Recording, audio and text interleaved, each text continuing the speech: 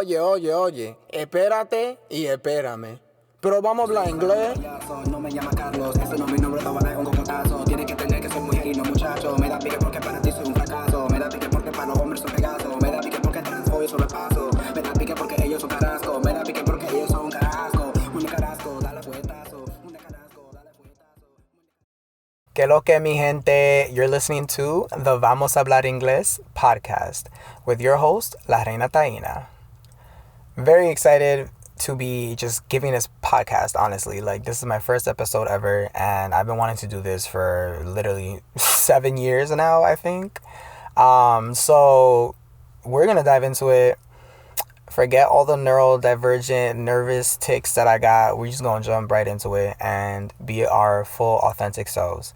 Full disclosure, some parts I'm gonna be like reading through because we're gonna be going through a lot of academic stuff. So, I gotta make sure that I got this on point and that I got all the evidence and all the arguments put together for y'all, So we gotta keep it organized. Because I'm real spicy, so we gotta be honest about that. We need that structure, that guidance, them bullet points. Pero again, I'm very excited to be here, and I really hope everyone enjoys this podcast and my narrative. Something that's really important about this podcast and just the work that I do is that everything that I do intersects with my personal experiences, my personal lived experiences as a Afro-Jotx. So let's jump right in. I knew it was gonna get hot in here. I knew it was gonna start getting hot in this studio. Quotations. Anyways, as the title of this episode states, I, Professor Reina Taína, will be introducing to you all an academic field of study I developed known as Afro-Jotería Studies. Afro-Jotería Studies is the study, examination, and celebration of the lived experiences of queer and trans Afro-Latinx, Afro-Caribbean, and Afro-Indigenous people. Before we jump in with that, though, we got to talk about why I did this and how it relates to my personal life, But before we do that, real quick, I want to hold some space for the definition of academic study because I want to make sure that we're all on the same page. And not to brag, but this development is a development of great magnitude. I want to really, really emphasize that. So, thanks to AI, we got a quick little definition over here for us. So, and I quote, an academic study is a structured investigation that seeks to explore, analyze, and contribute to the knowledge on a specific topic through rigorous research methods, end quote. So, examples of an academic study are sociology, biology, and astronomy, to name a few. But really think about that, right? This is an investigation. We're going to explore, we're going to analyze, and we're going to contribute to the knowledge of the queer and trans Afro-diasporic peoples. And that's something that's very special and very important. And we don't talk enough about that, which is essential. It's really essential for us to have a better understanding of QT BIPOC people. And QT BIPOC means queer and trans, black and indigenous people of color. QT BIPOC. That's something that's very important to learn. And also, I'm going to be explaining all these big topics as we go. So, don't you worry, my child. That's something about me that y'all going to learn is that, because I experience mania constantly, and, I've said this before in, my social media, my websites and stuff, but, I am diagnosed with ADHD, and bipolar 1 and bipolar 2 disorder. So something that I do as an artist and just as who I am, when I'm overwhelmed or anxious or anything, I just be singing. It's High School Musical 2, because that's my favorite one. Yo, I crack myself up. But let's jump in. I really want us to focus on me. Focus on me for a second. Can you focus on me? No. I was gonna start a whole thing. The origins of Reina, right? The origins of Reina, La Reina Taína. We need to talk about the good, the bad, and the ugly. Okay, guys? But before we even start with anything, I said I was going to start with the good, but we need to start with a nice little disclaimer, right? Because we haven't talked too much about this stuff, which is great. So, disclaimer. It's important to note that I will be talking about very triggering topics such as domestic violence, sexual violence, and more. I will also be authentically sharing my narrative and my mother, Orquídeas' narrative. It took me years to complete her story, more specifically the story of how she was murdered. I will absolutely be name-dropping family members. It's crucial to highlight that the main form of domestic violence that I endured as a child was psychological violence. I literally was not allowed my own narrative. Similarly to the role of Dominican girls during the Trujillo regime, I had no say in the direction of my life. I was under full control. I was their loyal subject. I would like to also hold space to talk to my siblings real quick. My loves, I know we've had a rocky 2 years, and I know that what you're about to hear in this podcast will shake you to your core as much as it did mine. But please know that I am always here to talk and support y'all emotionally, spiritually, and then some. This is a tough pill to swallow, but our family ought to feel the pain in order to heal from it. If we can't take this simple first step, I promise you guys we will be met with the same mind-numbing fate our parents and grandparents were met with. I just think it's going to have to take something like this for them to start. I love you, Mario Antonio, El Mago. I love you, Odaliana, Nini. I love you, Henry Carlos, my little Pokemon expert. And I love you, Alexander, my little ball of joy. Now, let's jump in. Let's jump in. Okay, so, like every story, we have the good, the bad, and the ugly. So let's start with the good, right? Samo is not dead. And I quote, Samo is not dead. Samo is not dead was a graffiti design created by both Jean-Michel Basquiat and Al Diaz in the late 70s in New York City, specifically in the Lower East Side. Samo, to them, stood for same old shit, and I quote, demonstrating the mundane purgatory called capitalism that we all live in. I found an image of the graffiti on my Tumblr back in early middle school, I think it was.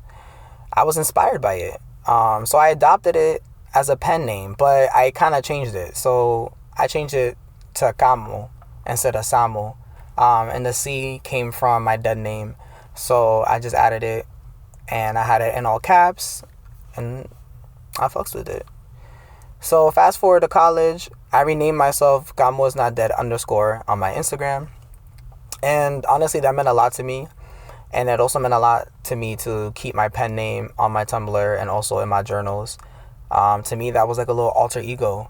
And for me, it was important to keep that alter ego alive and visible throughout my life.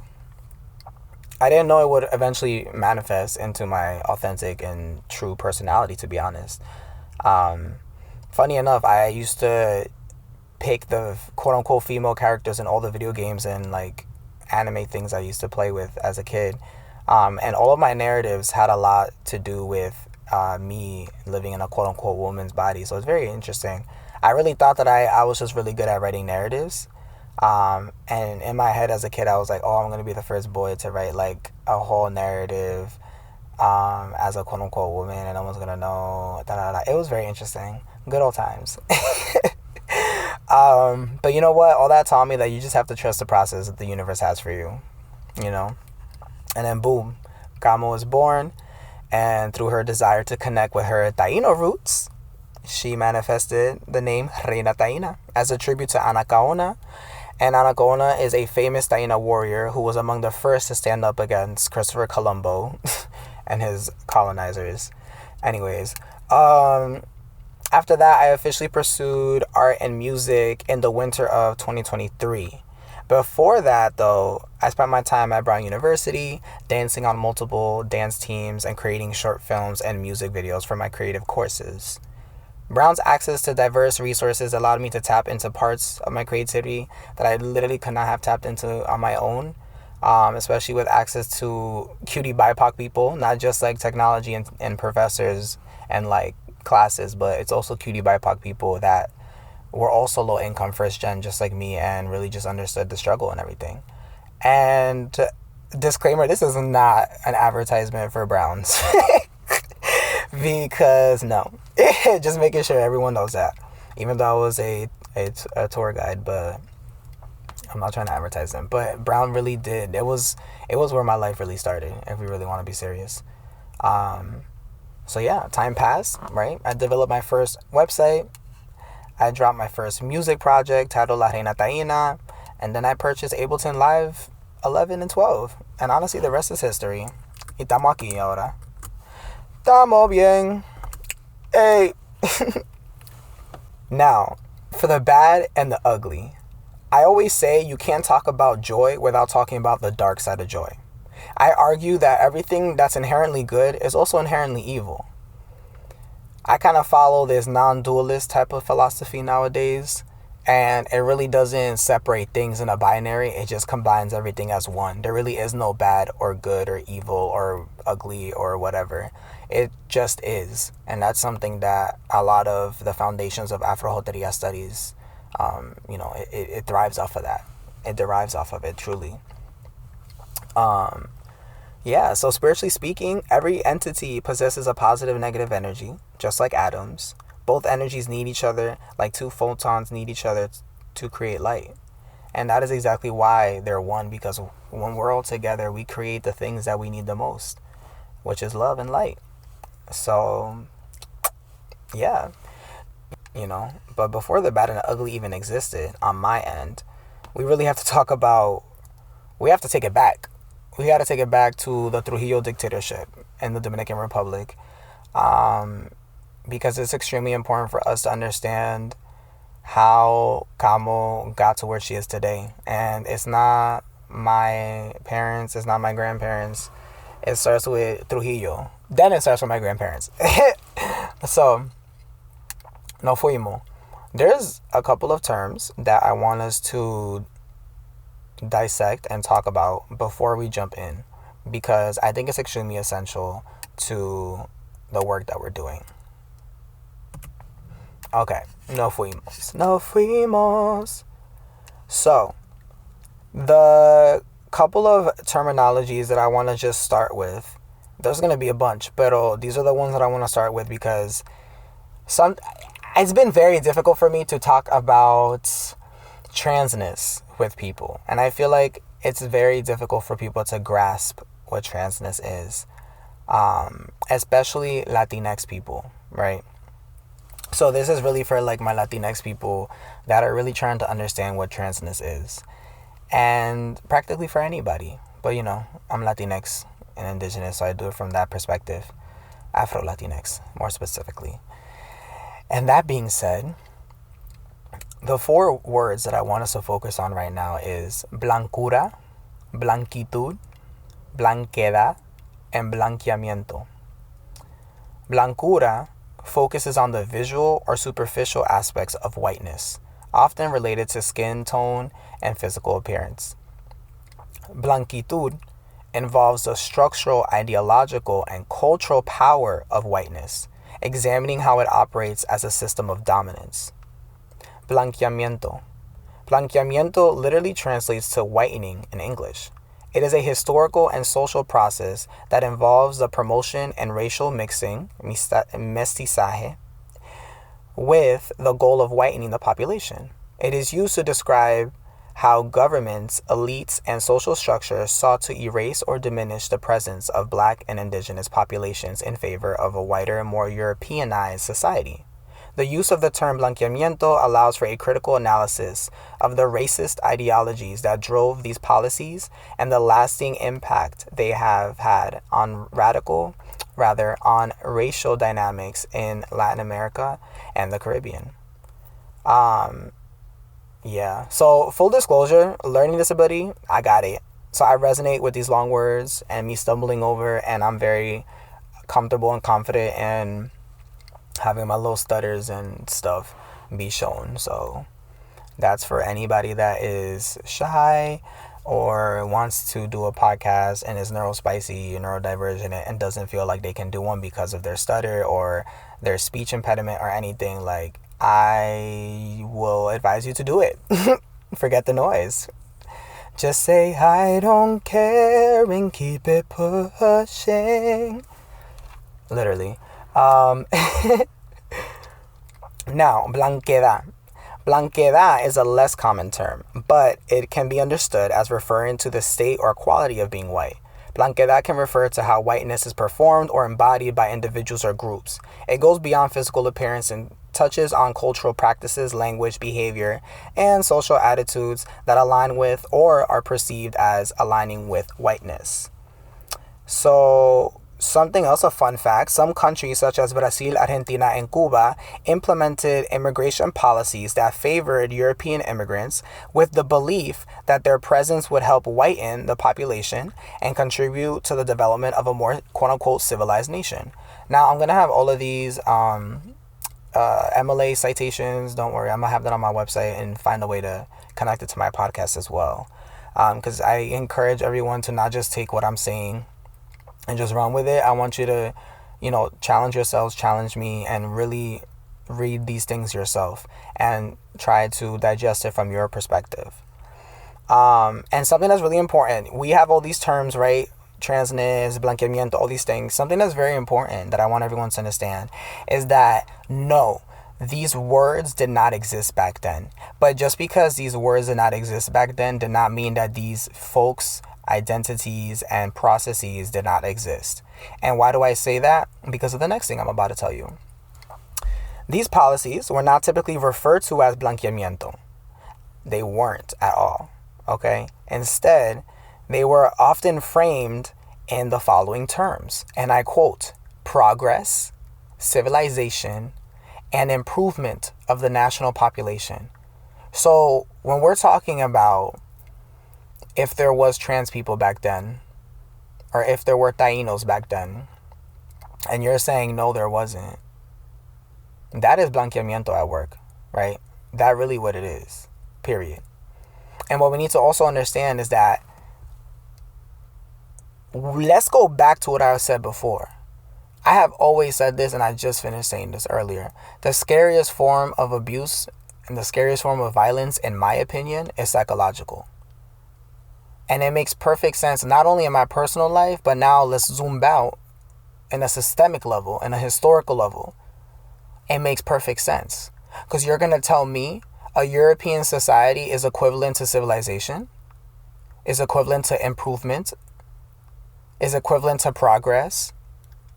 So then you're saying that anything that is not European is not progress. It is not civilized, and it's not improved. So that is something that's very important. That's how we got here. And there were folks like me that was like, nah, this is ridiculous. Esto se llama blanqueamiento. Y lo vamos a llamar eso. Because that's what it actually is. It is whiteness. It is whitening. It is white supremacy. And that is exactly why so many Taino and indigenous people all across Latin America and the Caribbean have been eradicated. Still so many that are still here, though. Don't get it twisted. But it's because of these three terms: progress, civilization, and improvement. Sit with that one for a second. So I'm not going to go too much in depth with all the different terms. Just understand that there are different ways to describe the process of whitening, right? There's some that are specifically like you need to bleach your skin. That's something more specific. That is blancura, right? The tone and physical appearance. But then if you want to talk more about policies, right? Policies and things like that and how that affects, that's blanqueamiento. Policies and those types of systemic things is going to be blanqueamiento. Y después blanquitud is more about examining how those policies use their power against other folks. It's very complex. It's like on some PhD level type thing, you know? And then, this is very important because now we're going to transition into Trujillo. So Trujillo promoted blanqueamiento. And ironically, his mother, Julia Molina, was of Haitian descent, despite him, being a white supremacist, essentially. Something else that is important to know, the Dominican Republic is one of the few countries on this side of the world that took in the most, one of the most Jewish refugees. So they took in about 100,000, I believe. I think I believe there's more. I don't know. But they were one of the most, they were up there with the United States at the time, during the Holocaust, is what I mean. And this is what's really kind of funny, because it's funny how this aligns so much with the conflict in Palestine, because Trujillo brought all these Jews primarily so that he can whiten the Dominican race. It really wasn't to save the Jews, and I want to keep it a buck. He probably was anti-Semitic. I'm gonna keep it a buck. He's a dictator. Name one dictator. Like, you know what I mean? He's a dictator. If he is going to find a way to gain power, he's gonna do it. And that was like he probably thought himself that was like God giving him a sign. Like, it was almost too perfect that he was born in this time and he became a dictator, and then the Holocaust happened at the same time that you know what I mean? He was probably like, this is divine timing. Like, I'm gonna just do it. Like, it was meant to be. Yeah, and that's where we got. So now, how did this all impact? How does this get to me? Right? How does this get to me? I don't know. Let's figure it out. So let's look at it. Let's look at the patriarchal and misogynistic implications of this, right? Patriarchy meaning a system that is dominated by male dominance and excludes any form of weakness, any form of femininity or fragility. It prioritizes male dominance and the cis het structure, essentially. And misogyny is just complete sexism and disrespect towards the feminine, period. Women, the feminine, all of it. Complete, utter microaggressions, and then some. Just different forms of oppression, for lack of a better term. So I'm just going to read through some sections because this is really important, and this is something that you can also find in my little MLA citations. Okay, so in context of women's bodies during this time, right? So I want to say this is between, given your 1935 to 1950 era. I need to double check exactly when Trujillo was around, but it was during World War II. Entonces, Trujillo's blanqueamiento policies promoted lighter skin as desirable, placing the burden on women, especially darker skinned women.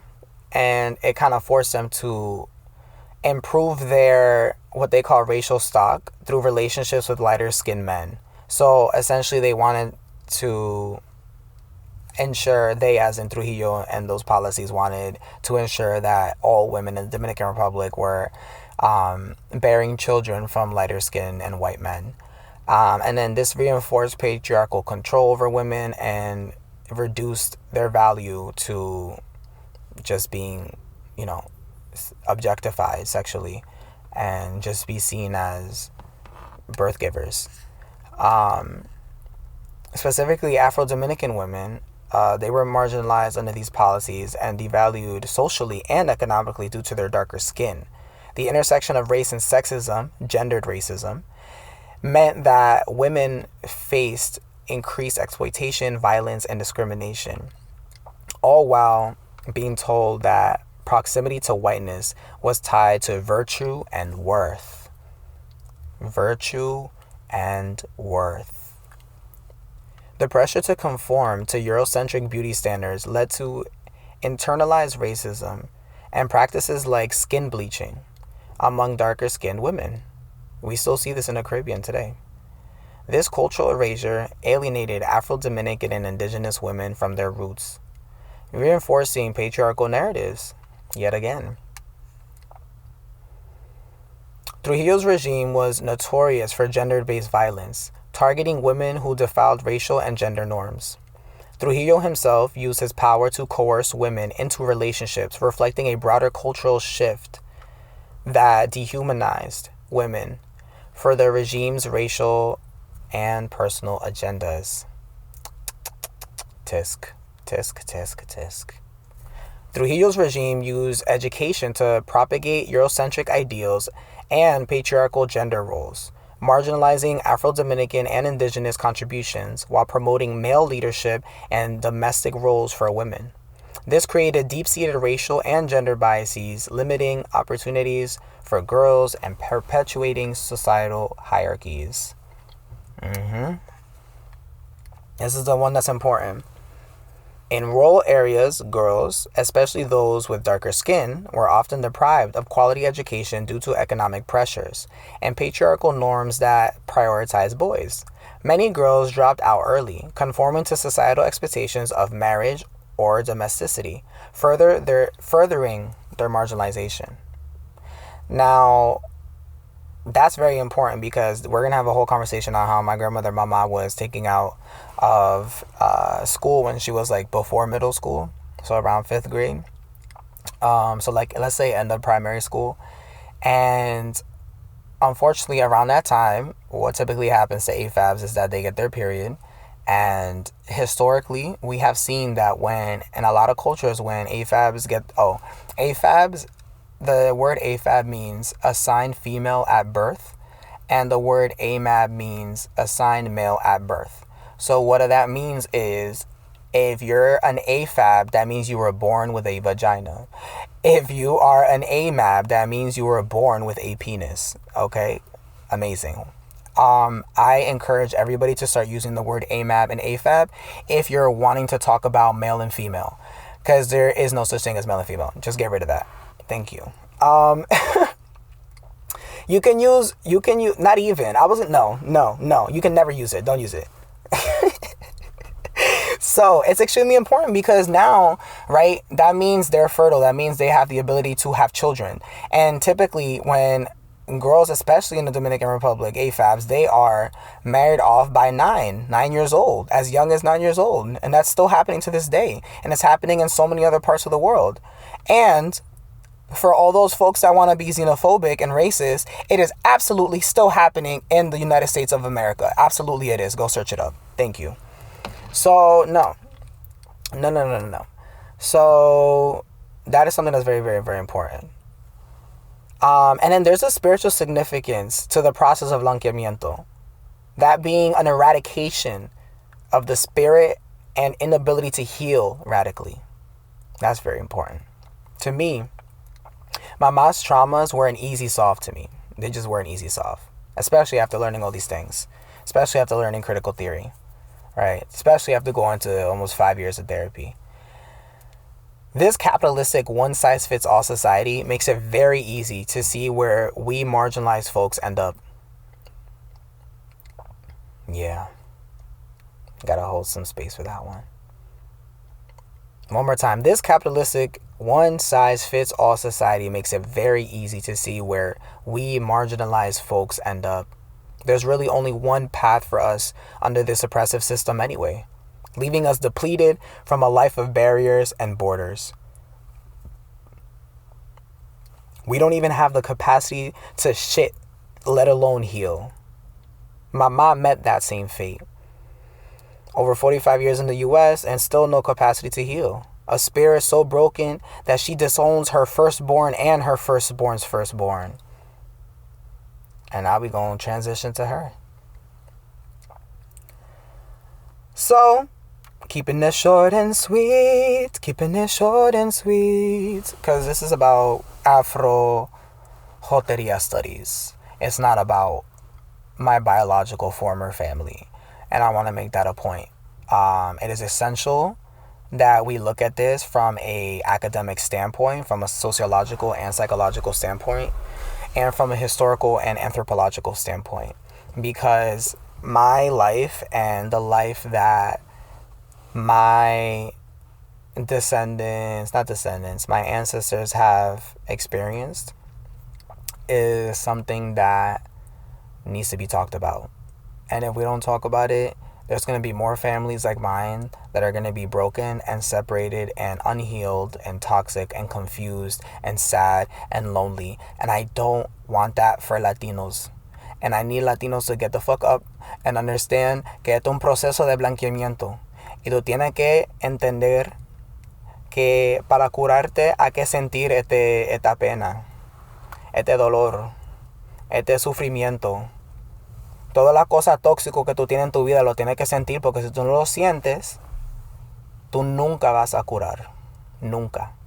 Entonces, por favor, escucha este podcast y escucha tu corazón y vete a buscar tu terapia.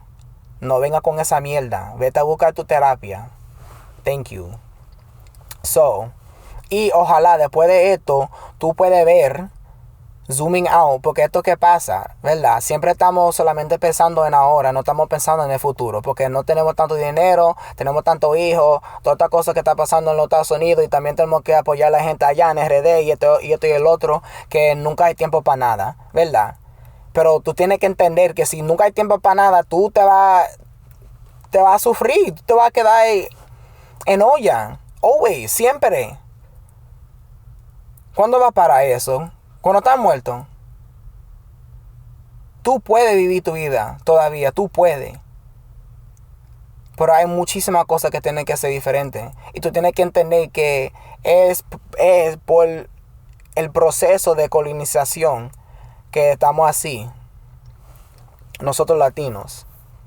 Entonces, seguimos. Mama was forcibly taken out of grammar school or primary school.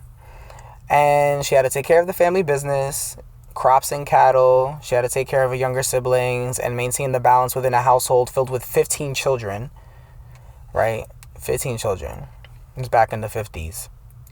Her parents had full control over her life. You know, she was taught that children have no say in the impactful decisions their parents made for them. She adopts this parenting style and applies it to her 3 daughters. And again, we understand the context. It's a dictatorship. Dictatorships are horrifying. And obviously you cannot have the space to do the safe, progressive things that you want to do. So I absolutely fully acknowledge that. But at the end of the day, decisions are decisions. And the decisions were made. They made the decision to take her out of school, which extremely destroyed her life. Destroyed her life to this day. And that's the decision that y'all decided to make. Whether Trujillo was a dictator or not. Whether people were lost or not. Whether you decided to da-da-da-da-da or not. At the end of the day, everything boils down to decisions and choices. And y'all made that decision. And that decision impacted not only Mama, but it impacted me. And this is exactly why I'm making this podcast. Because it is essential for us to zoom out. It is ridiculous that a young, tiny little 24-year-old girl, that's me, can put this together, but none of y'all that say that we should be kissing your toes because you have all this life experience. Y'all have all this life experience, but y'all can't sit with your own pain. Y'all want to sit here and talk about, let me school you, little girl, little boy. Y'all ain't schooling nobody, little girl, little boy. We gonna school you. We gonna school you because you're still chasing your own tail, not seeing that this system don't give a shit about your ass. And you know that. You know that. So let's continue. My mom moved. She moved to the U.S. at 19, 21, right? She had her kids at 19. She moved at 21. She left her 2 daughters behind. Her daughters were Orquídea, which is my mother, my late mother. May she rest in power. And Odalis. So both of them stayed. They did their tingming. And obviously, you know, we know that separation was a lot for them. So that's another thing right there that not only impacted Mama, but also impacted my mother and her sister. And that also in turn impacts me. That separation of mother. I lost my mother when I was 2.5, right? Orquídea was disconnected from her mother when she was around the same age and young. So, you feel me? It's almost like copy and paste. And you can't tell me that it's not copy and paste. It's giving copy and paste. It's the same pain. So she spends 5 years in the United States as an undocumented immigrant. This is something that still brings so much fear to her to this day. She does not like mentioning this out loud. And this is probably one of the first times me mentioning out loud. But again, there's nothing wrong with coming to this country as an undocumented immigrant. There are so many people that went through that process. And this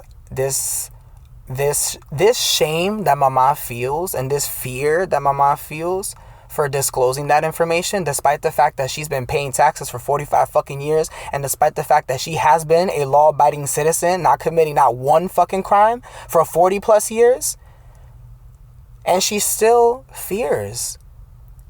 That is blanqueamiento right there. That's blanqueamiento. That's white supremacy in the room without white supremacy being in the room. We do the work for white supremacy. We kill our own spirit. We do the work for the big man. Fast forward to Orquídea, right? Orquídea no Dallas, it gets naturalized thanks to Mama, and the rest of the family gets to come. They all live in a small apartment in Passaic.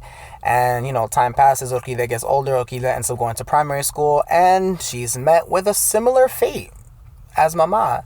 She is met with the responsibility of not only taking care of herself and her academics, because she's in school, but also she has to be expected to cook and clean after her male adult cousins and uncles that lived with them at the time, because they just had come to the United States, so housing and everything.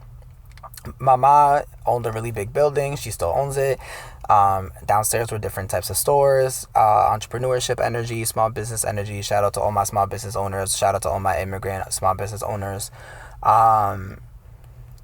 She had a liquor store. She had a jewelry store, and she would, spend her time there. Orquídea would cook the food, take it downstairs so she could have her lunch and still be able to, work and stuff. And she would be cooking for those men. She was 9 years old. And no shade, but all shade. I don't care. I don't know what godforsaken thing happened during that time, but it wasn't good. It wasn't good. And you want to know why it wasn't good? Because this is some tea. Ooh, I'm just spilling it today. But when I was a little kid, and obviously this makes sense, but it was a little bit extra. When I was a little kid, we as in all the little cousins, we were never allowed to be in a room with the door closed. Whenever that happened, it was just by accident or whatever. Kids are dumb. So we just close the door.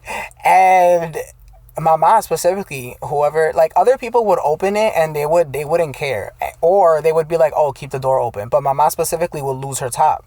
She was like, no, you can't do that, da-da-da-da, you don't understand, da-da-da. I'm going to be honest, that's trauma. You have 3 daughters. 3 daughters in a house filled with men, and you're downstairs most of the time, and those 3 daughters are cooking for those men. I'm sorry. I'm a survivor of sexual assault. I'm a survivor of domestic violence. I'm a survivor of sexual violence. I know how this works. I'm not an idiot. So adding that, right? She's taking care, doing all these things, and, she's expected to do the impossible. And Mama knew that. Mama knew that she had to do the impossible. Mama knew that she was asking Orquídea for the impossible. But they both did the impossible anyways. They did. Just like so many Latinx and immigrant families and people do. Specifically women. Specifically AFABs. But I'm going to tell you that broke them. At what cost? At what cost? Are we going to continue to do the impossible every day? Because that's not the point of living, y'all. Eso no es el punto. So, Orquídea, she did the impossible. She was at the top of her class, both in high school and in college, and she was on her way to pursuing her dream of becoming a doctor. She was so intelligent that the local news interviewed her in her own home, my former childhood home. However, it wasn't enough. All the academic praise and attention was not enough to keep my mother from living the same fate her mother and so many other AFABs lived. She got married to a black man, an African-American man to be more specific, and as mentioned, the Trujillo period negatively impacts socio-racial attitudes. Most Dominicans had instilled anti-black or blanqueamiento ideals in their own households. They still do to this day. Fun fact, 80% of the Dominican Republic is of black descent, and most of them don't identify as black. Or they don't acknowledge. You don't have to identify, whatever, but you have to acknowledge your roots holistically. Entonces, Mama and the family did not approve of this matchup, even more so because Orquídea's husband converted to the Nation of Islam. It is important to note and remember that Trujillo was not only racist, but also Islamophobic. We need to remember that. Even if it's not mentioned specifically, we need to safely assume that with the racist implications that he has, and understanding that he was a devout Catholic and that the Dominican Republic is a very strong Christian nation, and it still is a Christian nation. It is extremely devout. That's not moving. That's a boulder that will not move. And it was the first hub of that Christian supremacy that we saw coming from those mission trips in Spain and then some. So, yes, it is safe to assume that they were extremely Islamophobic. So, yeah. Later, Orquídea was forced to take care of a random family member named Jeanette from the DR. Random Jeanette. Because nobody else wanted to support the family member. And honestly, all this is a little foggy. Again, this is irrelevant, but it's foggy. It's relevant, but irrelevant. It's irrelevant to get into the details. It's relevant to have a clear understanding of the historical context of how we get to Afro-Jotería Studies. So, whatever. Conflict ensued, my fault, between everybody, and as a result of all this conflict, Mama kicks out Orquídea and her firstborn, aka me, out of the house and cuts us off from the family completely. Now, at the time we had our own house, but it's just like cut off completely from the house and the family and stuff like that for specifically reasons of her dating and having a child with a black man, and probably other stuff too. And then tensions rose at home as well, and Orquídea loses her life. And the rest is history there. And I get snatched up by my mom. They take custody of me. And yeah. And I think it's a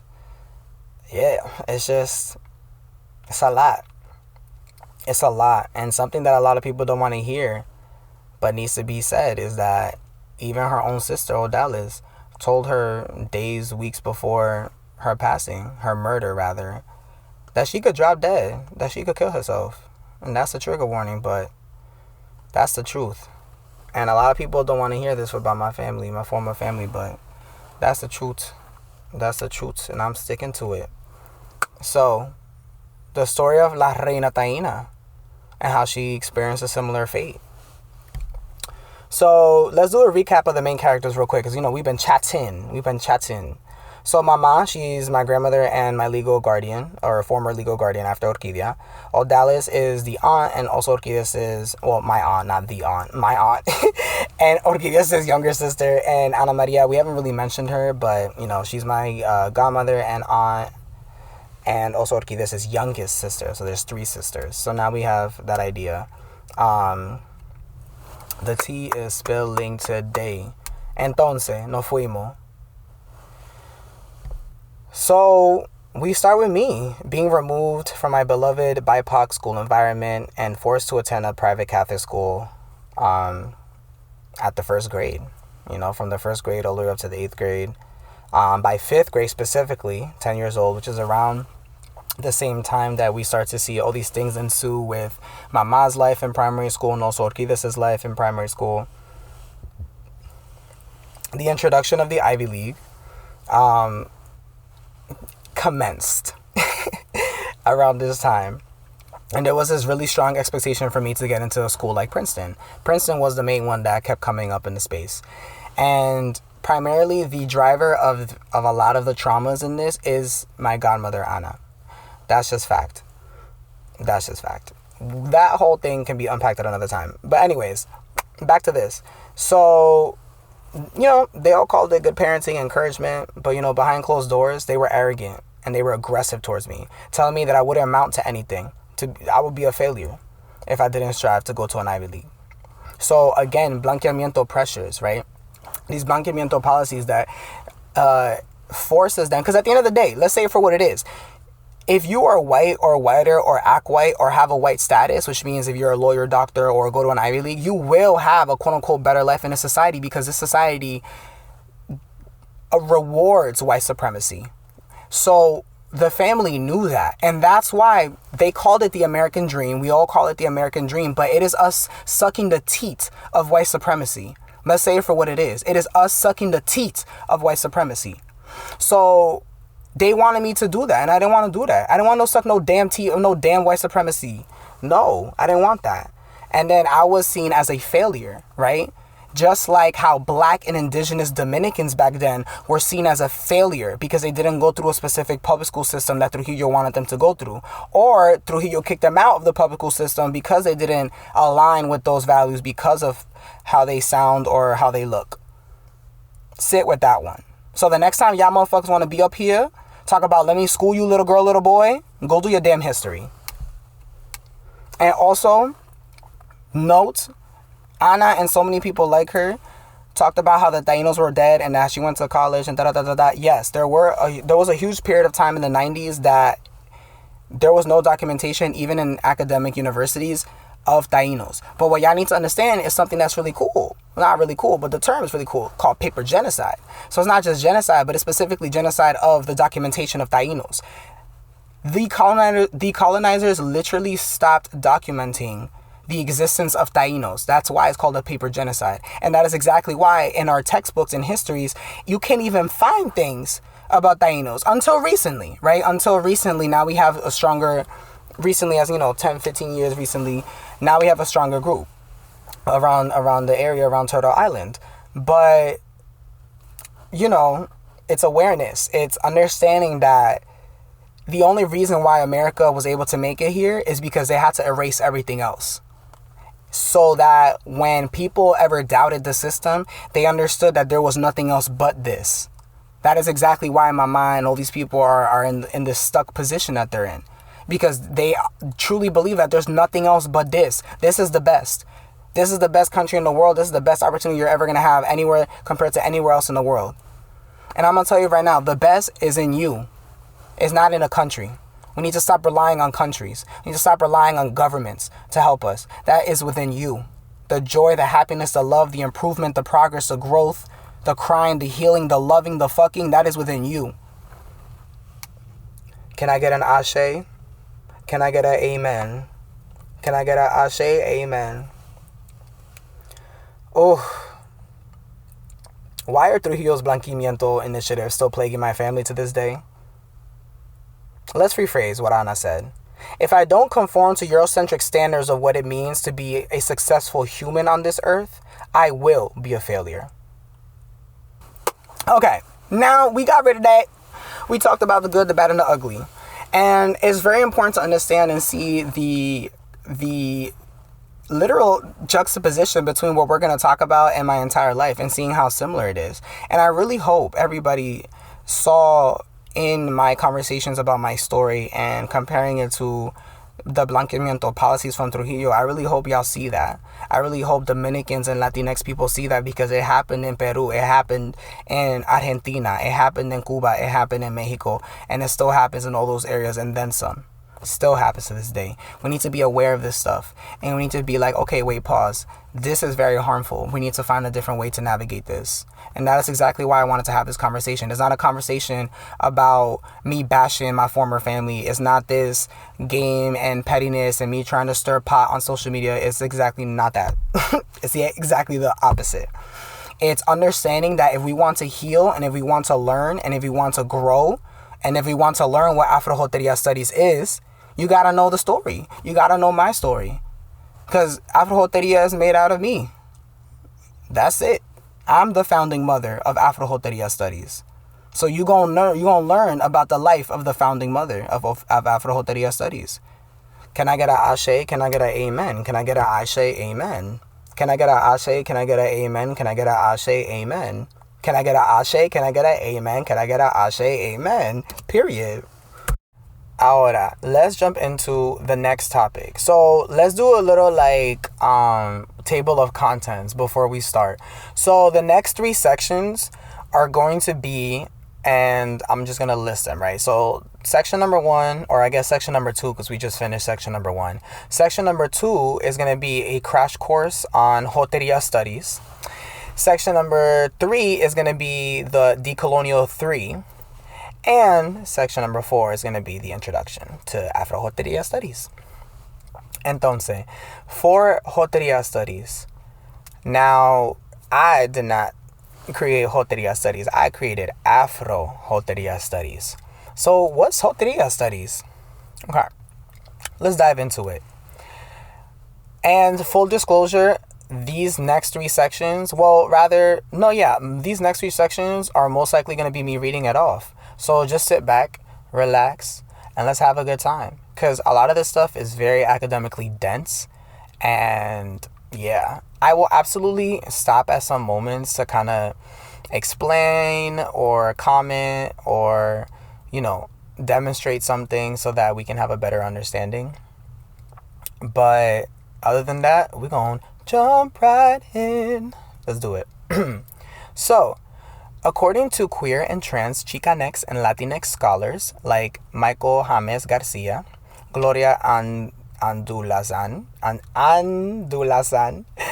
and others, the term Jotería is used to describe the individuals of a subculture that is comprised of queer and trans Chicanx and Latinx people.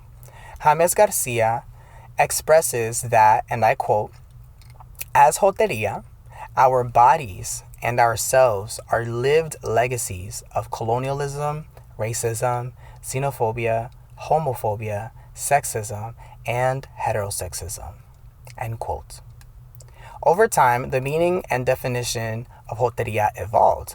In 2011, Jotería Studies became an official academic field of study thanks to the queer and trans Chicanx and Latinx scholars in California, who also founded the organization known as the Association of Jotería Arts, Activism, and Scholarship, or AJAS for short.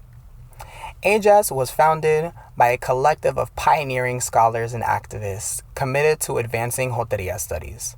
Among them are renowned figures such as Dr. Richard T. Rodriguez, Dr. Michael James Garcia, and Dr. Alicia Gaspar de Alba, whose groundbreaking work laid the foundation for this field.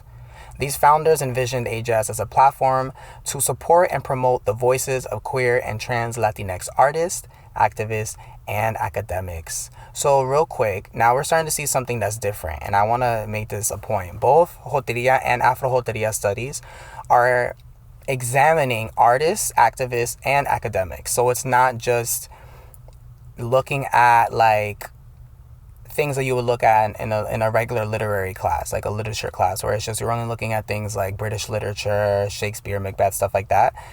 It's including the engagement of your body and the engagement of your art as well, and using your art and your activism to understand and navigate the art and activism that you're analyzing in this field, which is Jotería. Moving forward, their efforts have been instrumental in establishing Jotería Studies as a vital area of inquiry within the broader academic landscape, ensuring that the diverse experiences and contributions of queer Latinx individuals are recognized and valued. Something that is also very, very cool is the Jotx identity and the Jotx consciousness. Now, both are central to the field of Jotería Studies. The following section details the 12 characteristics or tenets of Jotx identity and consciousness. Providing a comprehensive understanding of these guiding principles within Joterial James Garcia and Dr. Alicia Gaspar de Alba, Jotx identity emphasizes the lived realities and cultural expressions of queer and trans Latinx individuals. It challenges dominant narratives by reclaiming derogatory terms like Jota and Joto, transforming them into powerful symbols of empowerment and resistance.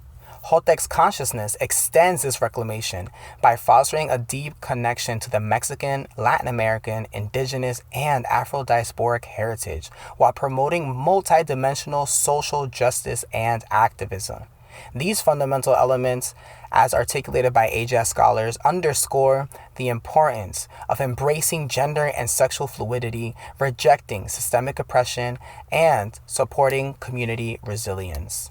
Now I'm going to read to you the 12 characteristics of Jotería identity/consciousness. And I feel like they're self-explanatory, but the good news is I expand on these characteristics. Mine for Afro-Jotería Studies, there's 21 of them. So we're going to go into a deeper dive in those. So, number 1. Jotería identity and consciousness is rooted in fun, laughter, and radical queer love. Number 2, it's embedded in Mexican, Latin American, indigenous, and African diasporic past and present. Number 3, it's derived from the term Jota and Joto and has been reclaimed as an identity consciousness of empowerment. Number 4, is based on queer, Latinx, Chicanx, and gender nonconforming realities or lived experiences. Number 5, is committed to multidimensional social justice and activism. Number 6, values gender and sexual fluidity and expression. Number 7, values the exploration of identities individually and collectively. Number 8, rejects homophobia, heteronormativity, racism, patriarchy, xenophobia, gender discrimination, classism, colonization, citizenism, and any other form of subordination. Number 9, claims and is aligned with a feminist, muxirista pedagogy and praxis. Real quick, the Muxi, I hope I'm pronouncing that right. The Muxi people exist in South Mexico, I believe in Oaxaca, and they are an indigenous, third gender, non-binary group of people, and they're amazing. Number 10, claims and is aligned with immigrant and working class background and origin. Number 11, claims a queer Latinx, Chicanx ancestry. And finally, number 12, supports community members and family and their efforts to avoid and heal from multidimensional battle fatigue. Multidimensional battle fatigue. Multidimensional battle fatigue. Multidimensional battle fatigue. Multidimensional battle fatigue. I need to say that 4 times because I needed y'all to understand where we can apply that. We can apply that into the conversation of Mama, Orquídea, and me, with this whole multidimensional, intergenerational fatigue, this tiredness, this exhaustion that leads us to kicking each other out, breaking bonds and relationships.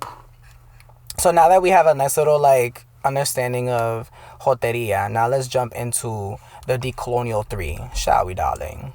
Can I get a ashe? Can I get a amen? Can I get a ashe? Amen. Can I get a ashe? Can I get a amen? Can I get a ashe? Amen. Can I get a ashe? Can I get a amen? Can I get a ashe? Amen. Period. So the decolonial 3, this is a terminology that I created myself to better give a solid foundation of Afro-Jotería Studies, right? So Afro-Jotería Studies stands on 3 pillars rather. And those 3 pillars are Pan-Africanism, the indigenous naturaleza, and revolting with rhythm. And I'm going to go through each one. We're going to talk about them. First, Pan-Africanism. Now, it's really important for me to make Pan-Africanism one of the pillars because, again, we're specifically focusing on the Afro-diasporic peoples in Latin America and the Caribbean. So we absolutely have to be talking about this, looking at this and its decolonial theories and then some. So out of the 12, the first one is African unity and solidarity. So Pan-Africanism promotes the idea of unity and solidarity among all people of African descent, both on the continent and in the diaspora. This unity is seen as essential for the political, economic, and cultural empowerment of African peoples. And then something that's really cool is that leaders like Kwame Nkrumah, Marcus Garvey, and W.E.B. Du Bois, I really said Webb, LOL, W.E.B. Du Bois emphasized the need for African unity as a means to achieve liberation and self-determination. Something else that I want to quote, former President Lumumba also talked a lot about Pan-Africanism, and even furthermore, Malcolm X quoted President Lumumba multiple times, and Malcolm X also emphasized that we cannot be talking about, actually this is a quote, he said, and I quote, "We can't talk about Mississippi if we don't talk about freeing the Congo first." So, free Congo. and free all oppressed peoples. Number 2, decolonization and independence. Pan-Africanism has historically been associated with the fight against colonialism and imperialism. The movement supported the liberation of African nations from European colonial rule and continues to advocate for the decolonization of African societies, cultures, and economies. Number 3, cultural reclamation. Pan-Africanism seeks to reclaim and celebrate African cultures, languages, and traditions that were suppressed or marginalized under colonial rule. This includes promoting African art, music, literature, and religious practices. Number 4, economic empowerment and development. Pan-Africanism advocates for the development of African economies that prioritizes the needs and interests of African people. This includes reducing reliance on former colonial powers and fostering intra-African trade and cooperation. So intra, not inter. Intra means within Africa. Like internet, intranet. Intranet is an example of intranet could be like Bloomberg's terminal would be like an intranet, I believe. It's something that it's like a little internet, but it's exclusive to certain people. I hope that's a good example. Number 5, political self-determination. Pan-Africanism emphasizes the importance of African nations and people governing themselves, free from external interference. This includes promoting democratic governance and human rights across the continent. Number 6, diaspora engagement.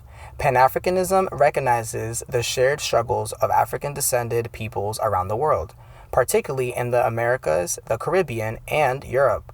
The movement seeks to connect the African diaspora with the continent, fostering a sense of global African identity and mutual support. Number 7, resistance to racism and discrimination. Pan-Africanism opposes all forms of racial discrimination and racism, particularly as experienced by African people globally. It challenges the global systems of white supremacy that have historically oppressed African peoples. Number 8, educational and intellectual development.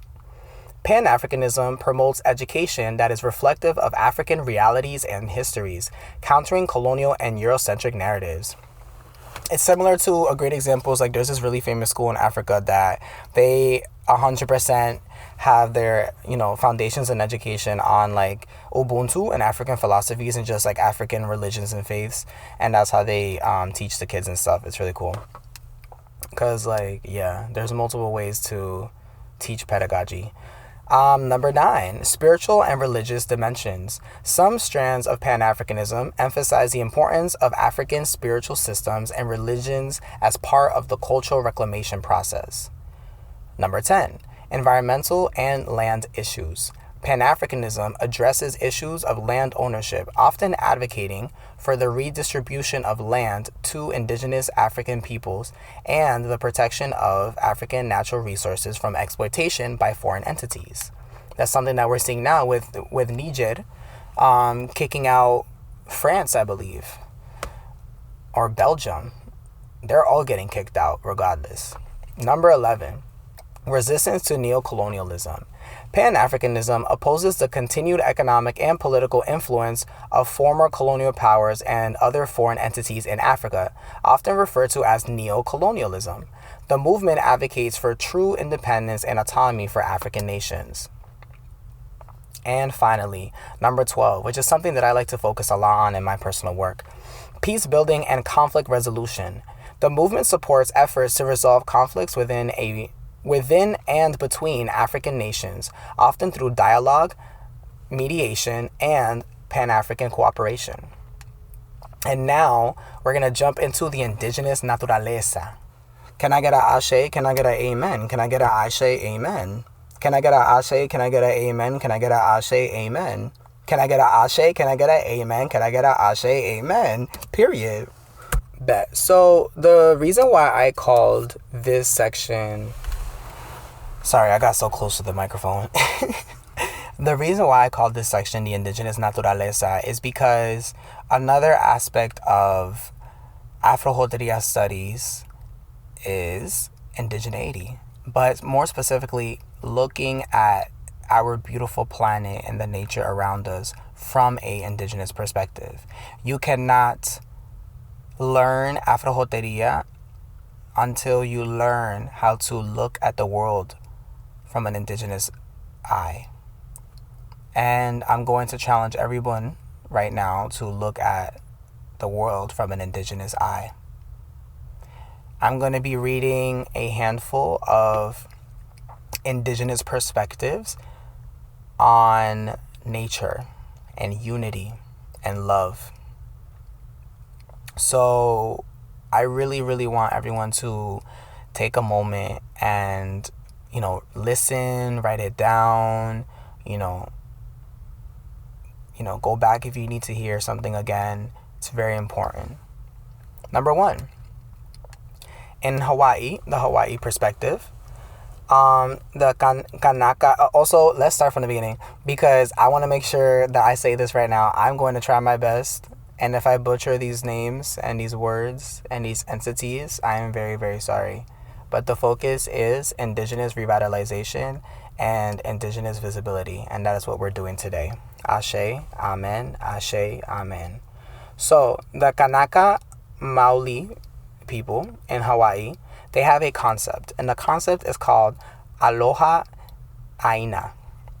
The Hawaiian term Aloha Aina translates to, and I quote, love of the land, reflecting a deep reverence and responsibility towards the environment. For Kanaka Maoli Native Hawaiians, the land is not just a resource, but a living entity that nurtures the people.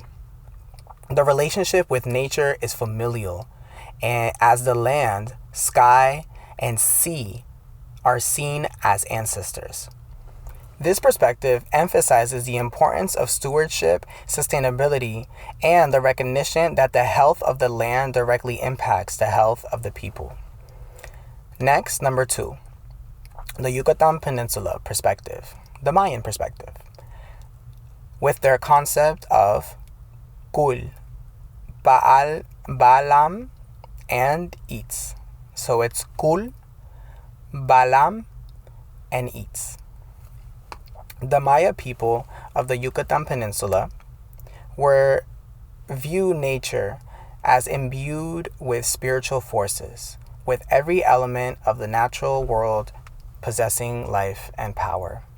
Kui refers to the sacred essence within all things, while Balam, which means jaguar, represents a guardian of the forest, embodying strength and wisdom. Eats is the life force that flows through all living beings, connecting humans, animals, and plants in a web of mutual respect and responsibility. Number 3, the Taino perspective. The Taino people are from the Caribbean. I am Taina myself, with our concept of Yukahu and Atabe. The Taino people, indigenous to the Caribbean, revered Yukahu. I'm definitely butchering that. Yukahu, the god of cassava, which is a staple crop, and Atabe, the goddess of fresh waters and fertility. These deities were seen as vital forces in the natural world, providing sustenance and life. The Taino believed that humans must live in harmony with these natural forces, practicing rituals of gratitude and seeking to maintain balance with the environment. Now, we're going to have some African perspectives. So we got the Maasai perspective from East Africa with their concept of Enkai. The Maasai people of Kenya and Tanzania believe in Enkai or Nkai, a deity that manifests in various aspects of nature, particularly in the rain, which is essential for their pastoral way of life. Pastoralist way of life. Pastoralist essentially means like a farmer or agriculturalist way of living. The Maasai view their cattle, land, and environment as gifts from Enkai, and their relationship with nature is one of deep respect and reciprocity. Now in South Africa, we have the San perspective with their concept of Sham and Ghana. The San people There's slashes. I don't know if those are meant to be clicks or if they need to just be there, but I apologize again. The San people are one of the oldest continuous cultures in South Africa, so that's pretty cool to know. And they have a profound connection to nature, which they express through their spiritual beliefs and practices. They view the natural world as filled with spiritual beings such as Sham and Ghana, who inhabit animals, plants, and geographical features. The San engage in rituals and storytelling that honor these beings and promote a respectful coexistence with nature. Emphasis on the respectful coexistence with nature part. Like, come on. Now, let's go up to North America. Number 5. Native American perspective, the Lakota people, with their concept of mitakuye oyasin. Y'all are eating me up with these words. The Lakota people, part of the Sioux Nation, hold the belief of mitakuye osain, which translates to, and I quote, all my relations. This philosophy asserts that all living beings, humans, animals, plants, rocks, rivers, are interconnected and related. The natural world is seen as a family, where every element has a role and must be treated with respect. Are you guys hearing like similar buzzwords in each one? I'm hearing like family, respect, connection, interconnected, right? Write these words down. Let's go to South America real quick. The Quechua concept. The Quechua people with their concept of sumac gausai.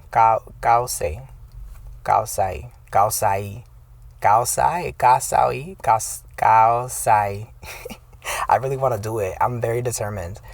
I really care because it's also, at the end of the day, guys, like, this is really important. It is extremely important that we make an effort to properly pronounce everything, because when we're talking about indigenous people and African people and cultures and music and language, it is extremely essential, because it's very Eurocentric, very Americentric for us to be like, oh, we're not going to pronounce this, so we're going to give it something short, or we're going to force these cultures and these people to change their name so that it can make sense to us. No, I don't do that. I'm a lead by example. So we're going to try our best. Even if I butcher it, I want people to correct me, FaceTime me, and we're going to have a great conversation. Thank you. So the Quechua people of the Ecuadorian Amazon follow the philosophy of sumac gausai, or, and I quote, good living. This concept refers to living in harmony with nature, valuing the collective well-being of the community and the environment over individual gain. Sumac gausai emphasizes the need to respect Pachamama, which is Mother Earth, and to live in balance with the natural cycles.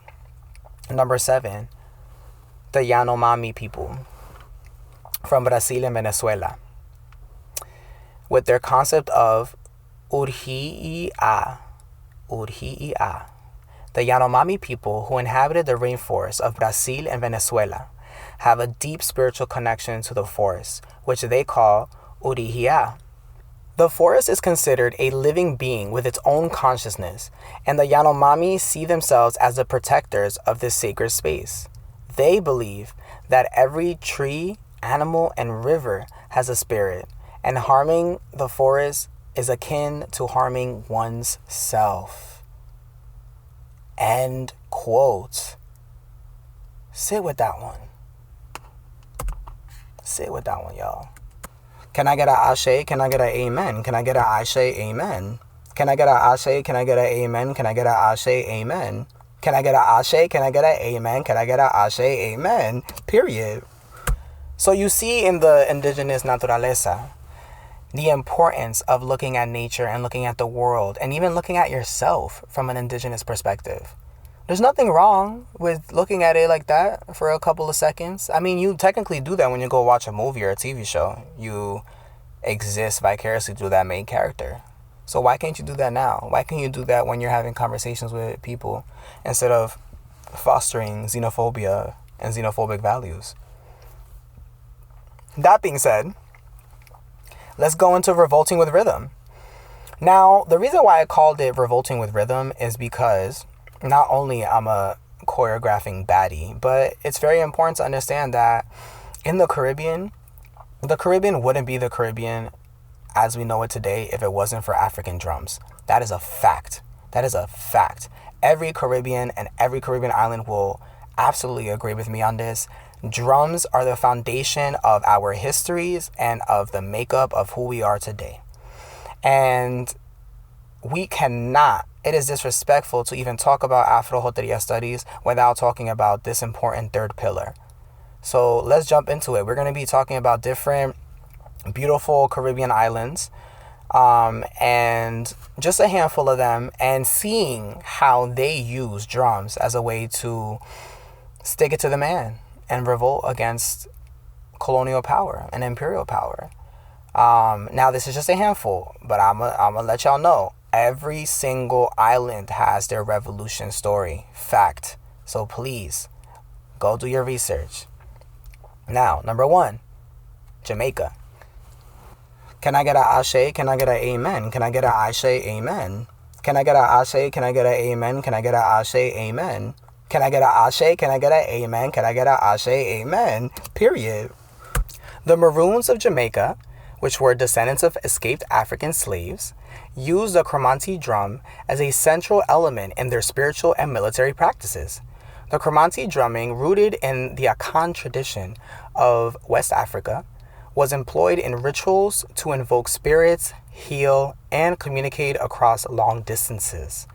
During the First Maroon War, between 1728 and 1739, the drumming played a crucial role in organizing guerrilla warfare against British colonial forces.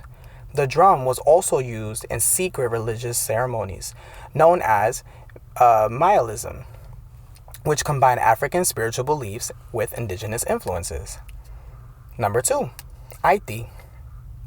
In Haiti, the role of drums in voodoo ceremonies was central to the organization of the Haitian Revolution, which was between 1791 and 1804. The voodoo religion, a combination of African and indigenous beliefs, relied heavily on drumming to communicate with the Iwa spirits, or which are spirits rather. The drumming served as a medium for spiritual empowerment and unity among enslaved Africans who planned the revolt against the French colonial power during voodoo ceremonies. The most famous of these gatherings was the Boy Caiman ceremony, which is often considered the spiritual beginning of the revolution. Please do your research on Haiti and the Haitian Revolution. Free Haiti. In Cuba, number 3, African slaves brought the sacred bata drums, which were central to the Yoruba religion of Santeria, or Regla de Ocha. These drums were used in the cabildos,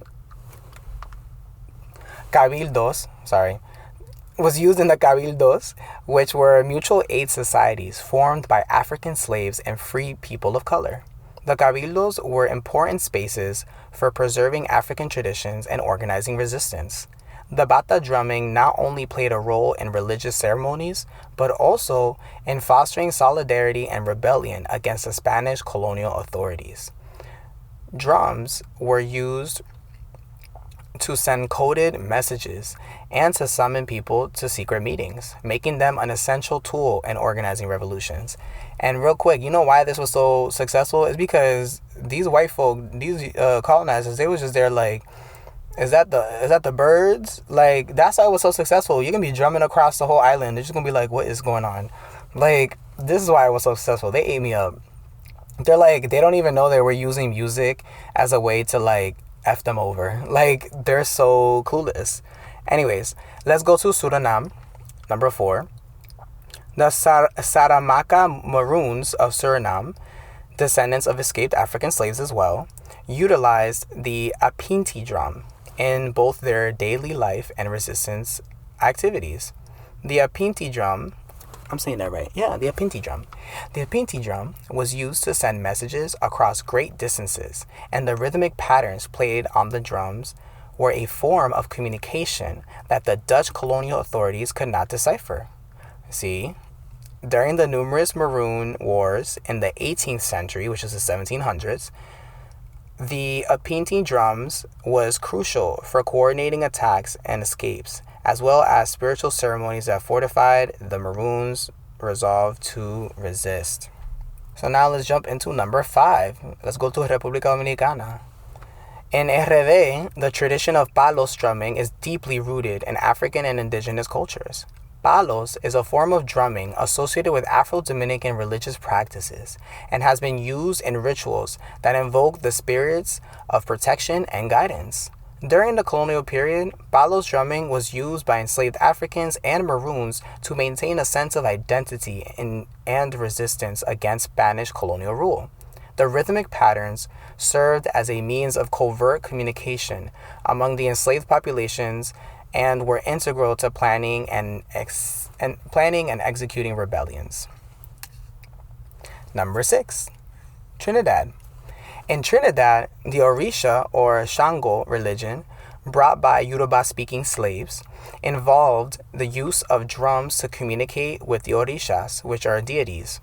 These drumming practices were carried out in secret, as they were often banned by colonial authorities.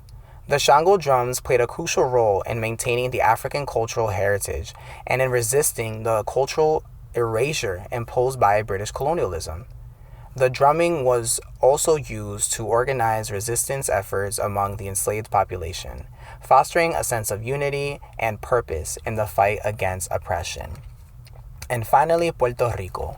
In Puerto Rico, bomba is a traditional form of music and dance with roots in African and indigenous cultures.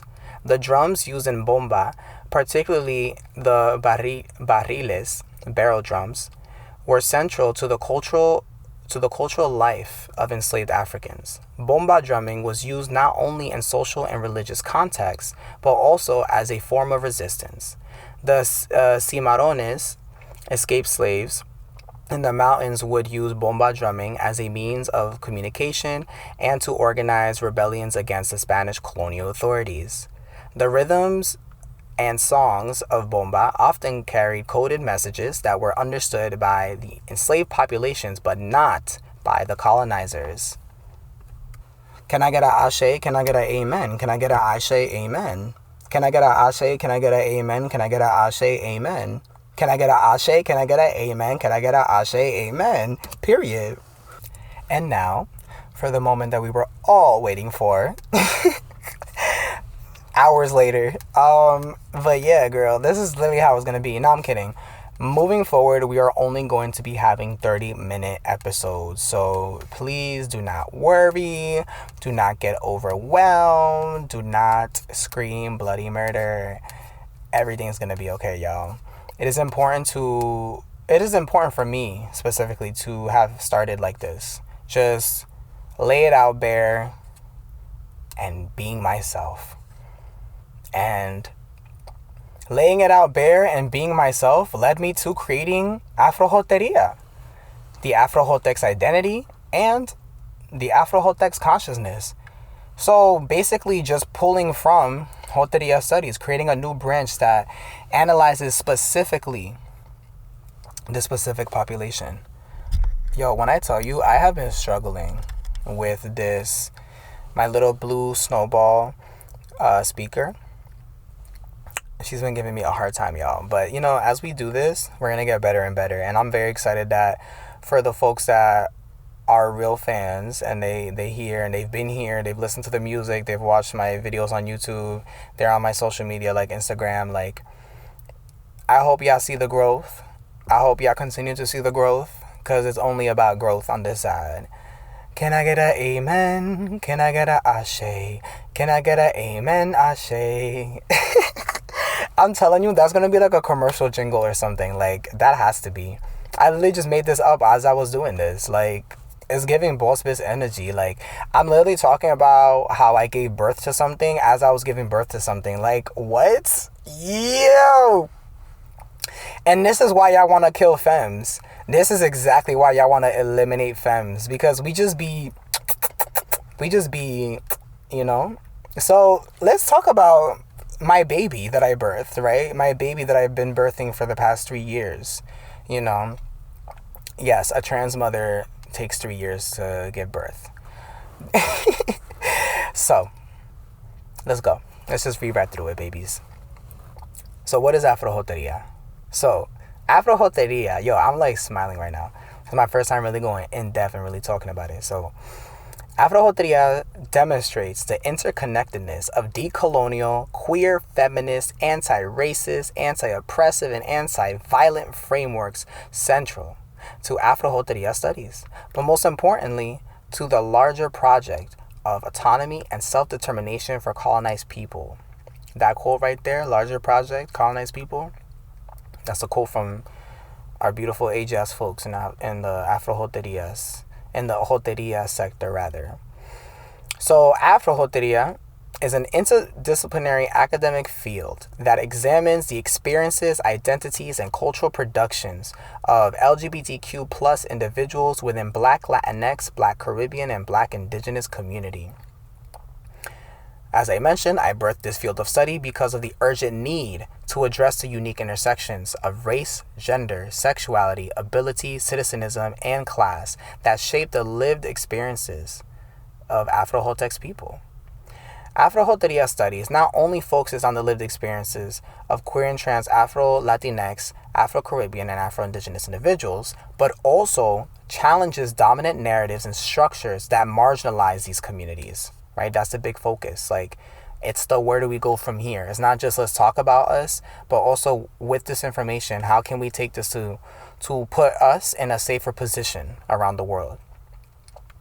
Through the epistemological lens of Afro-Jotería, I critically examine and analyze the sociopolitical conditions, philosophies, and cultural expressions that define and empower Afro-Jotx identities, fostering a space of resistance, metamorphosis, and total liberation from everything that limits their Afro-Jotería.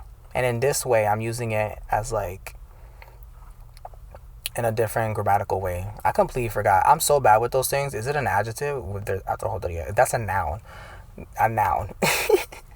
We can turn it into a proper noun. That's something that I learned through HABLAR and Jotería studies, is that Jotería can be a noun, a verb, an adjective. It's anything because, again, it has no bounds, right? It doesn't know any borders.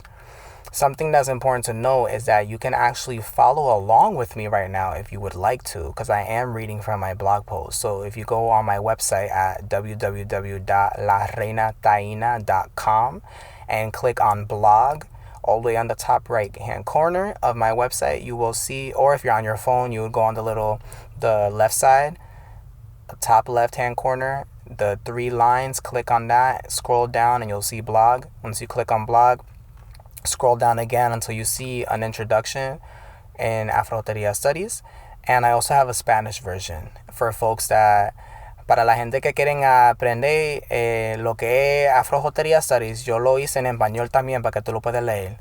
Entonces la gente que no entiende tanto en el inglés, yo lo escribí en español también, para que lo puedas entender y para que tú puedas participar en este discurso. So, yeah. So going back to this, Afro-Jotx identity is rooted in the methodological practice of terquedad, putería, plática, and ser perra. This is very important because of a lot of the methods, which is like the way that we look at things and like how we examine things, right? Terquedad, putería, and plática are 3 practices that I did not create. I pulled that from Jotería Studies, and I pulled that from HABLAR, and that all that is rooted in different ways of reclaiming derogatory terms. We're going to start seeing that now as I continue to explain, but I wanted to hold space for that.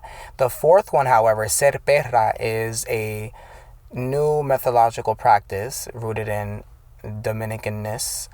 And your girl, La Reina Taína, coined that term. So I just added my own little sauce because I want to encourage everyone to like read and contribute to the academic practice. That's the biggest thing that I learned when I was at this Ivy League Brown. Like, it's really about learning what conversations are being had and then finding ways where you can contribute using your own lived experiences and your own expertise. That is literally all an Ivy League is. Anyways. So, according to Omi Salas Santa Cruz, terquedad is a concept inspired by their memories of being terca or stubborn. And by Gloria Anzaldúa's writings, apologies if I butchered it, means stubbornness and functions as a way to resist the violence of society's imposition of binary gender ideologies. It is a survival strategy, and we are the warriors. So Gloria really talks about how we need to remove ourselves from this idea of what gender is, and that it's just either boy or girl. And the constant process of us going against that is considered a survival strategy, according to Gloria and so many other Jotería scholars.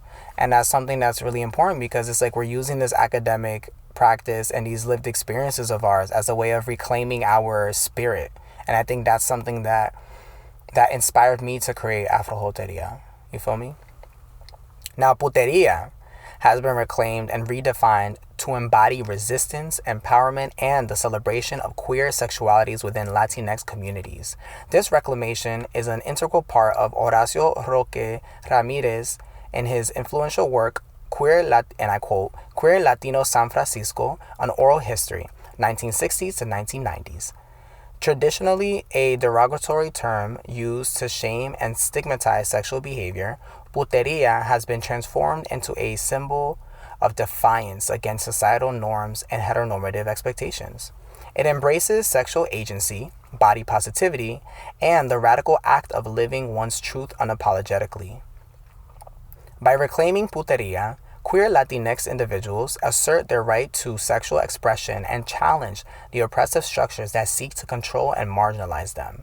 This reclamation is an integral part of Jotería studies, highlighting the intersection of sexuality, culture, and resistance in the lived experiences of queer Latinx people. Coined by Dr. Francisco Guajardo and Dr. Miguel Guajardo, Plática is and I quote, an expressive cultural form shaped by listening, inquiry, storytelling, and story making that is akin to a nuanced, multidimensional conversation, end quote. Rooted in the tradition of informal yet profound discussions, Plática serves as a means of sharing experiences, knowledge, and emotions, creating a space for mutual learning and solidarity. By incorporating the principles of Plática, Afro-Jotería Studies emphasizes the importance of dialogue and storytelling in addressing the unique intersections of race, gender, sexuality, ability, citicism, and class. When you're like cutie BIPOC and an academic, you're going to be using all them words every 5 seconds. Through Plática, Afro-Jotería fosters an inclusive, safe, and transformative space for understanding and advocating for the diverse realities of Afro-Jotx people. Now, drum roll please, for the next one, Ser Perra. Inspired by queer Afro-Dominican artist, musician, model, and icon Tokischa Popola, I developed a methodological practice known as Ser Perra within Afro-Jotería Studies. This practice underscores the importance of embracing one's identity and autonomy, contributing significantly to the transformation, or rather to the transformative goals of Afro-Latinx, Afro-Caribbean, and Afro-Indigenous communities, addressing the unique intersections of identities. Ser Perra is a new and ever-evolving concept not confined by traditional epistemological boundaries. It draws inspiration from Tokischa's Popola President World Tour, which centered around reclaiming the word perra to empower and liberate all women, queer, and trans people. So definitely Ser Perra is rooted in like trans aliveness, trans black aliveness. I saw Tokischa 3 veces and absolutely inspired. And I love how she claims the word perra, and I wanted to turn it into a academic practice that you can use as a tool to analyze literature and analyze academia, because that's what this is. While the girlies are over there shaking ass doing their thing, then there's me also shaking ass doing my thing, but taking that and putting it into academic terms. So yeah, this is the new generation. This is Gen Z. It's called liberation. It's called we can include everything and still have a good time. We don't have to shame people. Yes, Ser Perra is anti-shame. There's nothing to be ashamed about. There's nothing to be ashamed about when you're a human. You're a human. That's your body. That's who you are. That's your personality. Those are your characteristics. There's nothing to be ashamed about. Tokisha famously embraces her bold and unapologetic persona, often declaring, "Soy una perra porque soy libre y hago lo que yo quiero." This declaration encapsulates her defiance against societal norms and her celebration of sexual freedom, body positivity, and personal autonomy. Through her music and public persona, Tokisha's assertion becomes a powerful embrace of identity, serving as an anthem for empowerment and liberation. Ser perra as a methodological practice in Afro-Jotería Studies leverages this radical self-acceptance and resistance to marginalization, fostering a framework that challenges dominant narratives and supports the agency and liberation of Afro-Jotx individuals. So basically, long story short, shake your ass. So now, let's jump into our 21 characteristics, because she's a big yaldem, you know? So let's get into it. So the 21 characteristics of Afro-Jotx identity and Afro-Jotx consciousness. Can I get an ashe? Can I get an amen? Can I get an ashe? Amen. Can I get an ashe? Can I get an amen? Can I get an ashe? Amen. Can I get an ashe? Can I get an amen? Can I get an ashe? Amen. Period. Entonces, I feel like the best way to do this is like we just go one by one, and if I want to expand on something, we just expand on it then and there, instead of trying to like go back, because son 21, that's a lot. So a lot of it is what you've already heard, right, in Jotería, but we added a little black twang to it, you know, a little black tranny twang. So no fuimo. It's like I'm harboring a burp and I'm trying to get it out, but you know, this is the life that I lead. This is the life that I lead. Jotería identity and consciousness, Afro-Jotería, is rooted in laughter, silliness, black trans joy, and radical black queer love. Now, laughter, silliness, very, very, very, very, very, very, very important. Why is it important? Let's digress for a second. There's a meme or a video or a couple of videos that it's like a skit, and the skit is basically like, oh, why is it that black people always run away when they laugh?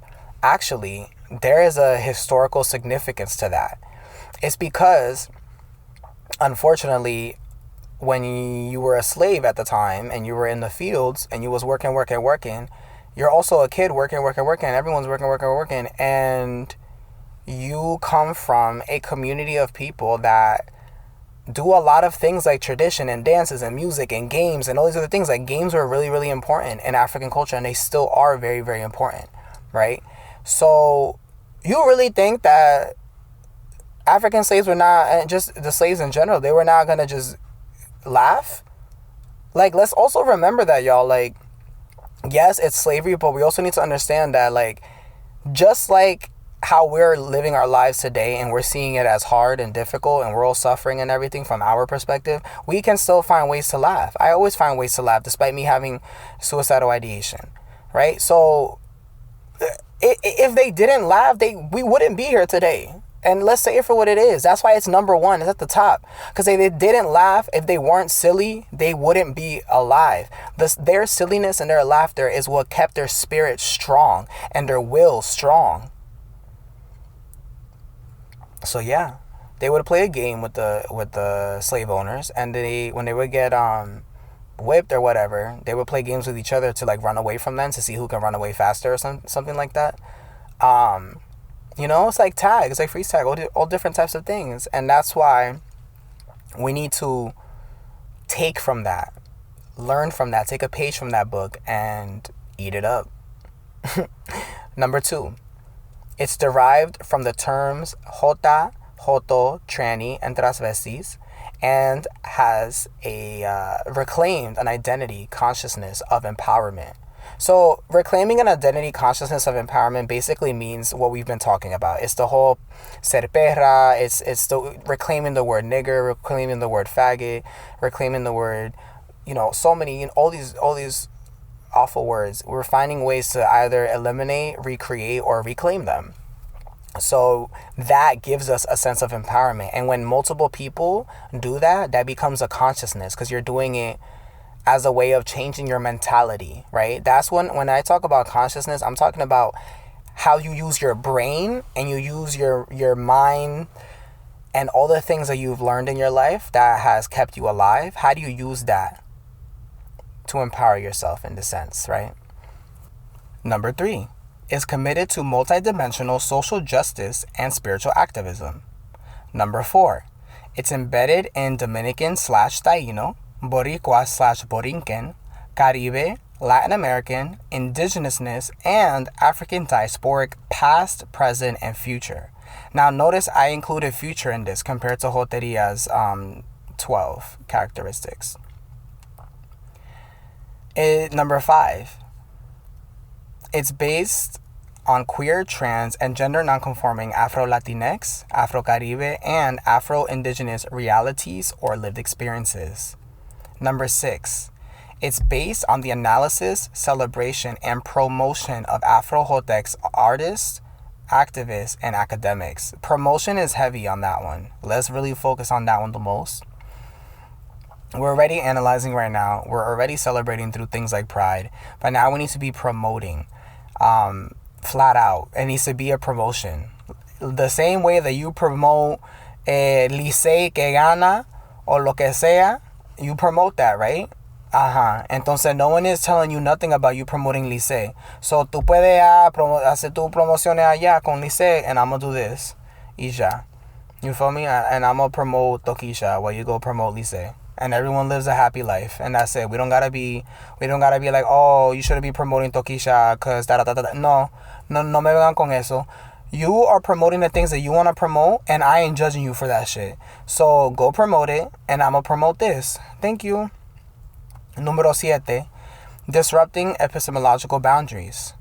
And this is a quote from a book, the Jotería book, Mares 2016, page 9. And I quote, "A world beyond the limits of the present." A world beyond the limits of the present. You know, really, again, limits, boundaries, borders. This is something that a lot of trans people, especially Arca, really talks about. Removing all of it, removing all limitations. No queda nada. Number 8, dedication to the universal cultural mission of achieving the absolute, immediate, permanent, and total liberation of all Afro-Jotx people with absolutely no exception. Number 8 is crucial. Without number 8 is essentially the glue of this entire thing. That is essential. The dedication to the universal cultural mission. Universal cultural mission. This is a cultural mission on a universal scale. That's what that means. Of achieving the absolute, immediate, permanent, and total liberation. You see how I use those words? Because we're not gonna give us freedoms and then 50 years later or 500 years later, y'all gonna just trick us again and be like, psych, we're not doing that. When I say permanent, I mean permanent. I mean forever. I mean connected to planet Earth. I mean when planet Earth die, we die type thing. That's what I'm talking about. Forever and ever and ever, for eternity. Number 9, values gender and sexual fluidity and expressions.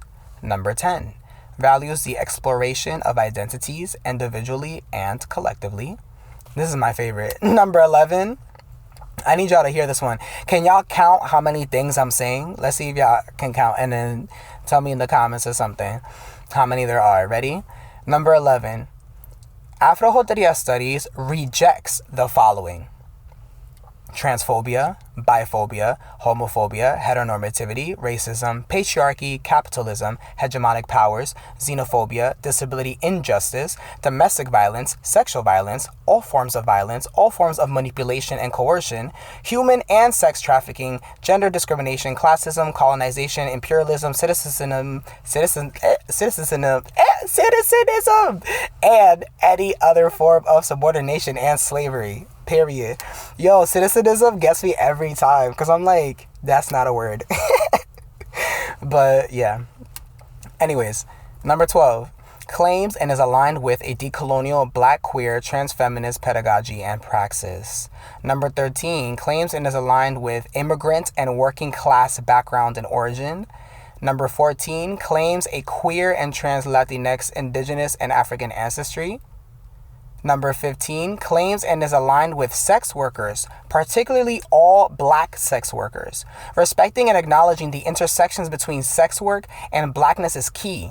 Western society's exploitation of Black trans bodies is at the fundamental core of the current systems we uphold. And I'm going to just leave it at that. Number 16, encourages the reimagination of society for Afro-Jotx people by utilizing queer Afrofuturism and Latinx futurism as world-building tools. Can I get a ashe? Can I get a amen? Can I get a ashe? Amen. Can I get a ashe? Can I get a amen? Can I get a ashe? Amen. Can I get a ashe? Can I get a amen? Can I get a ashe? Amen. Period. Yeah, so I'm going to be touching a lot upon world-building tools and just the thematic concept of world building as well as peace building, because that's like a big focus of my work, both artistically and professionally. So, number 17, respecting and acknowledging the legitimacy, naturalness, essentiality, and sacredness of the Black trans perspective, the Black trans mind, the Black trans voice, and the Black trans body. Self-explanatory. Number 18, rooted in the acceptance, celebration, and promotion of neurospicy people within Afro-Latinx, Afro-Caribbean, and Afro-Indigenous communities. The term is used to describe neurodivergent people of color.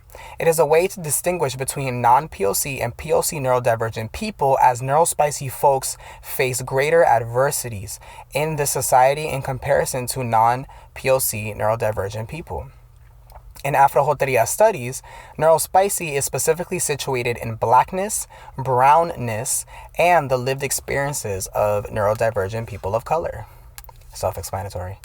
Number 19, utilizing a transfeminista epistemology and Afro-Jotería research, scholarship, and plática. Number 20, utilizing a transvestis consciousness as a methodological and pedagogical intervention to disrupt epistemological boundaries.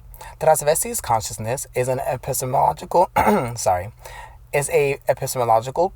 term that I coined, and it is used to describe the physical manifestation of the act of challenging traditional gender norms and roles within Latinx and Afro-Latinx cultures.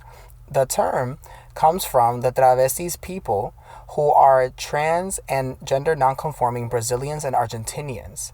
Transvestis often challenge traditional gender norms and roles within their culture. So that's why I created like something that we know as the transvestis consciousness. Number 21, the active and daily communal sharing and engagement of Afro-Jotería art and knowledge within and across the community is essential to the permanent visibility and prosperity of Afro-Jotas, Afro-Jotos, and Afro-Jotxes. Point blank, period. Can I get a ashe? Can I get a amen? Can I get a ashe? Amen. Can I get a ashe? Can I get a amen? Can I get a ashe? Amen. Can I get a ashe? Can I get a amen? Can I get a ashe? Amen. Period. And there you have it, guys. We did it. We did it. The introduction of Afro-Jotería Studies. Now listen, this could have been a whole semester. So the fact that we put it on to like less than 2 hours or 2 hours or so, like genius, amazing. I'm definitely going to be talking more about this, as well as peace building, world building, white supremacy, decolonial theory, biopolitics, post-structuralism, all these other things and more. And also just, we're going to have amazing guest speakers as well. We're going to be talking about politics. We're going to be talking about pop culture. We're going to be talking about so many things. But remember, we're always going to look at everything from an Afro-Jotx lens, because that is the Vamos a Hablar Inglés podcast. That is our focus. That is our foundation. That is everything. So, a quick recap. We started out with going into a deep dive of my story as La Reina Taína. Then we transitioned to a little crash course on Jotería studies, because that is our derivative. of Afro-Jotería Studies. And then we went into talking about the 3 pillars of Afro-Jotería Studies, because like I mentioned, we cannot talk about Afro-Jotería Studies if we do not talk about those 3 pillars. So we talked about Pan-Africanism, the indigenous naturaleza, and revolting with rhythm. We learned how all those 3 intersect and how all those 3 greatly impact the conversations that we've had and the information that I've shared through the 21 characteristics of Afro-Jotx identity and consciousness. And this is something that we're going to be continuing to talk about. Like I said, it's going to be great. I'm so happy that y'all made it this far, that y'all listened, that y'all took notes, that y'all just shared this space with me. It means a lot to me. And I hope you continue to come to these podcasts and listen to my knowledge and my wisdom that I have to share. I believe I have a very unique perspective that has inspired so many people in my personal life that it really motivated me to make a podcast. Because I do believe that I have a very compelling story and a strong voice and a strong will. And I'm brave. I ain't afraid of shit. And so I'm going to say it and I'm going to say it. And that's it. So again, thank you so much for listening. Make sure to follow my podcast and turn on that notification button so that you can be the first to listen to my upcoming podcast. Again, they will be only 30 minutes long unless I have a guest speaker or if I feel inspired to rant or something. Make sure to also give a follow on my Instagram at GamoIsNotDead_ and subscribe to my YouTube channel at Gamo, aka La Reina Taína. I'm your host, La Reina Taína, and as always, vete con Dios. Y que Dios te da amor, sabiduría y salud. ¡Mua! No pasa nada, yo veo agua.